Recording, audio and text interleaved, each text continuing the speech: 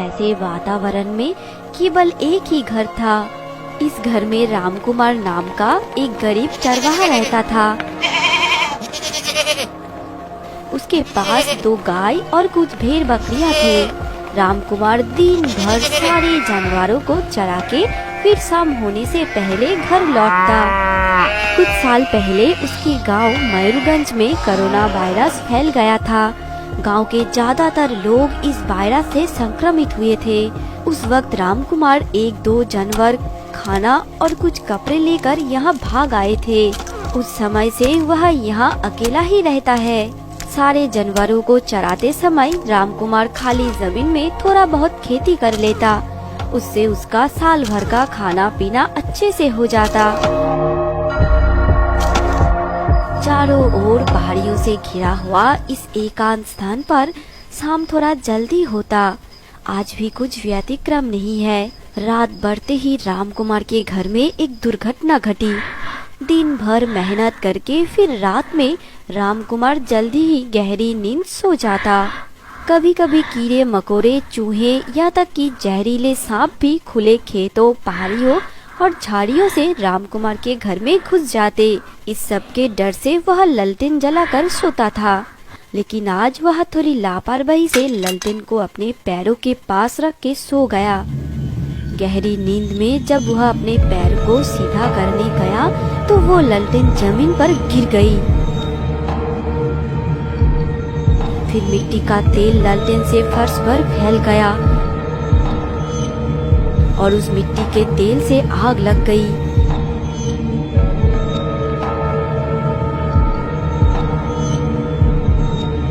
जैसे ही आग फैलती गई, वहाँ बगल में पड़ी एक चटाई को पकड़ ली। अब आग बहुत तेजी से जलने लगी।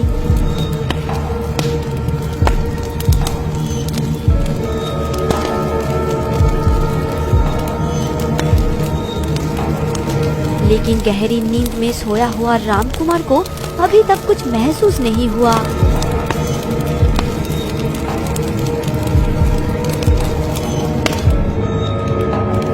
फिर घर के अंदर से धुएं का गुबार ऊपर की तरफ उठने लगा। जब आग पूरे घर में फैल गई तो गायों, बकरियों और भेड़ों ने अपनी जान बचाने के लिए इधर-उधर भागने लगे। अब रामकुमार आग से बचने के लिए जली हुई अवस्था में घर से भागने लगा।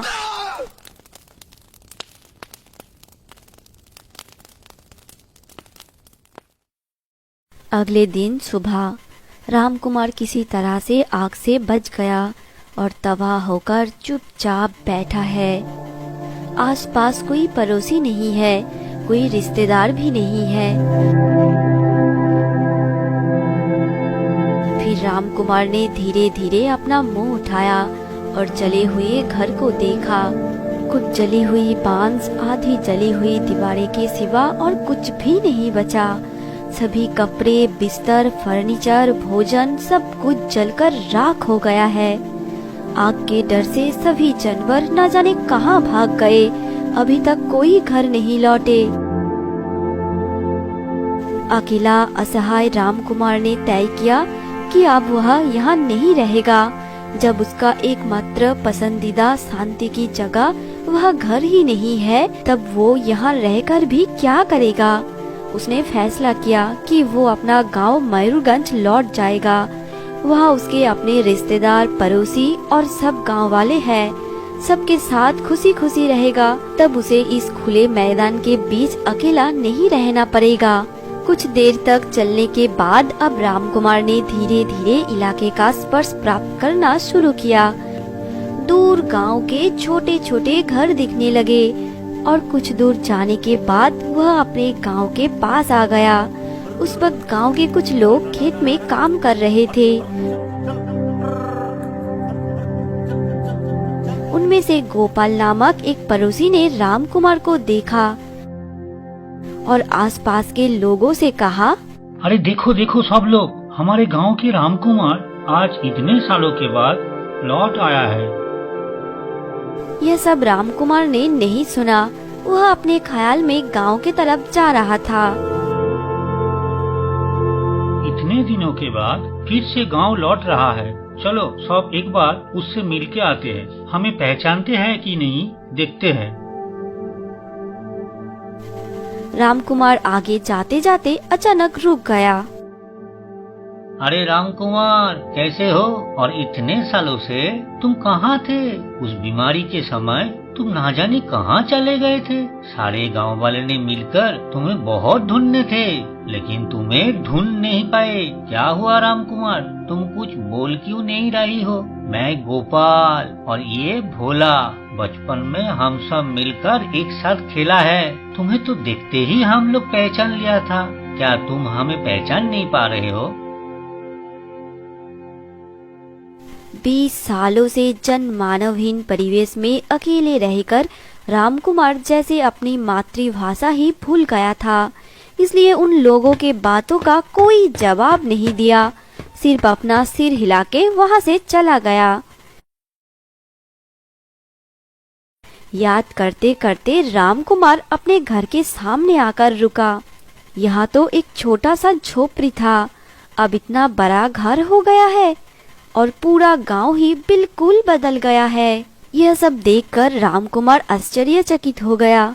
अब रामकुमार के मन में उस भयानक दिन के बातें याद आने लगा। देश में सबसे भयंकर हालात हुई थी इस मयूरगंज गांव में। हर एक घर जानलेवा बीमारी कोरोना से संक्रमित था। विनिद्र गांव में हाहाकार मचा हुआ था। चारों ओर सिर्फ रोने की आवाज। कोई किसी को मदद करने के लिए तैयार नहीं थे। यहाँ तक कि डॉक्टर भी इस गांव में डर के मारे नहीं आते। बाहर से कोई भी इस गांव में नहीं आते, जैसे पूरे पृथ्वी से यह गांव अलग हो गया था।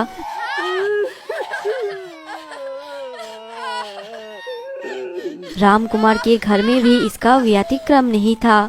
उसके घर में हर एक सदस्य कोरोना से संक्रमित हुए थे। उसके विधवा दादी, पापा, मम्मी, बड़े भाई सभी, सिवाय उसे छोड़ के। उस दिन रात में बीमार माँ कांपते कांपते अपने प्रिय बेटा रामकुमार को बचाने के लिए आंखों में आंसू लेकर घर से दूर भेज दिया और उसके साथ घर के कुछ पालतू जानवर जैसे भेड़, बकरी, गाय आदि दिए थे और रास्ते में खाने के लिए कुछ खाने और कपड़े भी दिए थे और कहा था, जा बेटा, तू यहाँ से दूर चला जा, बहुत दूर, जहाँ तुझे इस दुष्ट भयंकर बीमारी स्पर्श तक नहीं कर सके।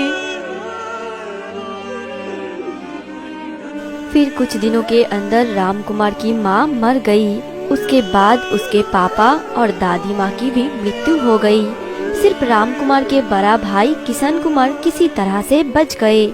इतने सालों के बाद बड़ा भाई किशन कुमार छोटा भाई रामकुमार को देखते ही पहचान लिया और मन ही मन सोचने लगा, अरे यह तो मेरा छोटा भाई रामकुमार है, इतने सालों के बाद लौट के आया है। फिर रामकुमार ने अपने भाई को अंदर आने को कहा। यह कहते हुए वह सामने गए।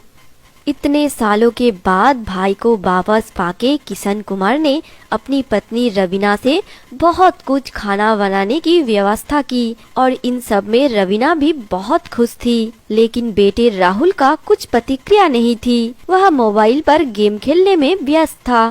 किशन कुमार भाई रामकुमार से कहा, देख रामकुमार, हमारा घर, संपत्ति, जो कुछ भी तू देख रहा है, यहाँ सब कुछ माता पिता के संपत्ति बेच के जो पैसा मिले थे उसी से बनाया है। इसलिए इस सब में तेरा भी समान हक है। अब तू लौट के आया है, अब तुझे कहीं और जाने की जरूरत नहीं है, तू हमारे साथ ही रहेगा। क्या हुआ राहुल बेटा, तुम अंकल के साथ बात नहीं करोगे क्या? Hi uncle. रामकुमार ने कुछ जवाब नहीं दिया, चुपचाप उसके तरफ देख रहा था।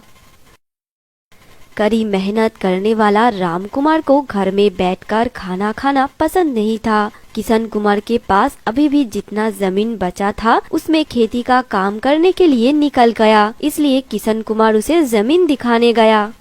इतने सालों से प्रकृति और कुछ पालतू जानवरों के साथ अकेले रहते थे, इसलिए रामकुमार के पास किसी से बात करने का मौका नहीं था। रामकुमार तो हमारे साथ बात ही नहीं करता, आखिर माजरा क्या है भाई? अरे